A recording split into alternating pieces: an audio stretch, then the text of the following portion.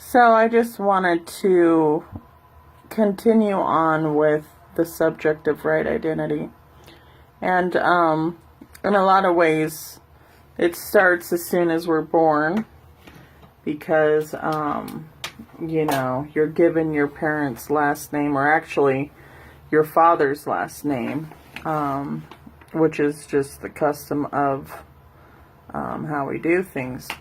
And so that's passed down, of course, with your family lineage and the name that's been carried on for many generations.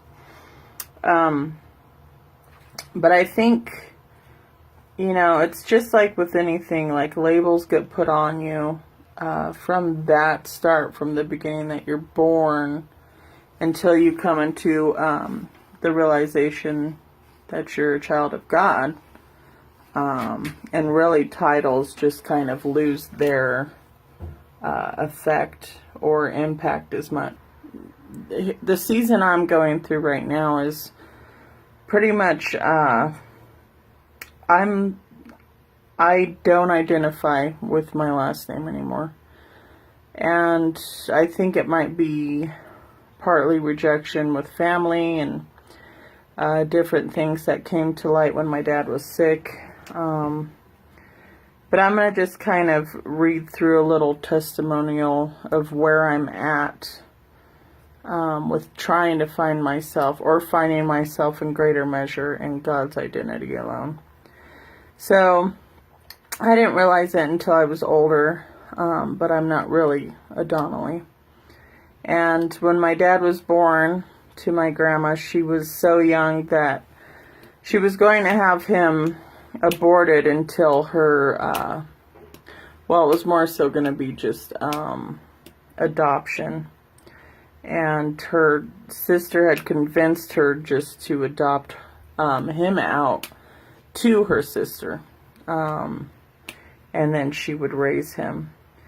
And so she carried him to till birth and had him, and the sister actually did take him and had initially planned to raise him until my grandma felt too heavy in the heart, because she would still go visit him, when she was able.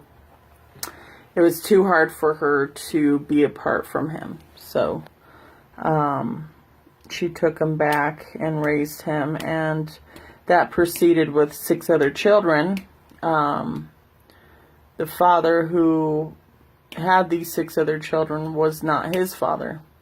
And he actually didn't know that until years later. I think he was, I can't remember if she said 16 or 19. Until it came to light that he was not a Donnelly.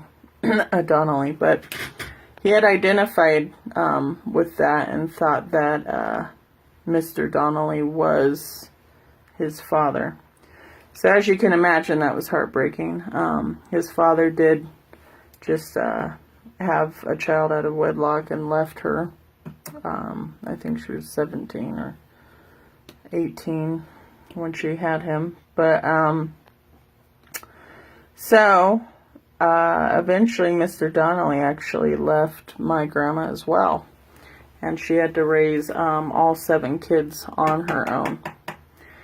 And so she became a nurse, and she supported them as best as she could. And so years later, when my dad was on his deathbed, family was coming out and visiting us. And one of his sisters, I guess now stepsister, because I didn't even know this story until I heard it on his deathbed. But I know I could see it now that he felt very orphaned and rejected. And I think in a lot of ways that brought on a loss of identity. And he passed away with from an autoimmune disease. Which, yeah, and I never knew this. I mean, this all came to light about his real father and stepfather and whatnot. And just over the year, I'm going to have to hold on. But just over the recent years, me finding that out was hard enough for me to realize that, you know, I never knew my grandpa either way, but I didn't realize that, my last name didn't even relate to me. It was like, oh crap, like, you know, my dad's dad or whatever was not even my grandpa, and this last name's not even really mine, and I'm not even really a Donnelly. And of course I've identified with that my whole life, and it's just, I guess, yeah, within this last year, it's made me feel like I don't even want to carry that last name. Hold on. But more so, it just made me think, you know, does my identity lie within a last name anyways, or do we have to put a label to ourselves in a way that says, well, this is where I belong? Because really, when you're in the body of Christ, you don't belong anywhere. You belong as a child of God, redeemed back to Him. So I guess I'm just putting emphasis in that, you know, right identity is so essential, and what things sculpt us in the world that has made us lose sight of that. And, you know, there's always wounds of eternal loss and trauma and heartache, and in a lot of ways, even us coming into the kingdom, we feel orphaned. We feel apart in a way where we just don't belong. And so I think it's imperative that we know more than anything that love binds us together, and that is our true nature. Our right identity is in the Creator of heaven and earth, and He can remove those labels and bring the healing balm that seals up the wounds, and we can walk in faith independently from some of the things that labeled us.